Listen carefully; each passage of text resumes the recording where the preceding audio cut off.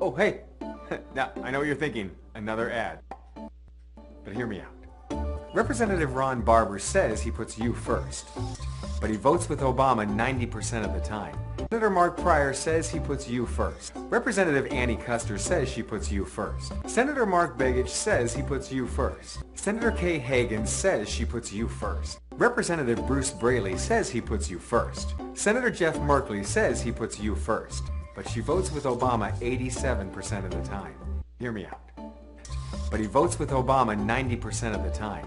Senator Mark Pryor says he puts you first. Representative Annie Custer says she puts you first. Senator Mark Begich says he puts you first. Senator Kay Hagan says she puts you first. Representative Bruce Braley says he puts you first. Senator Jeff Merkley says he puts you first. Puts you first.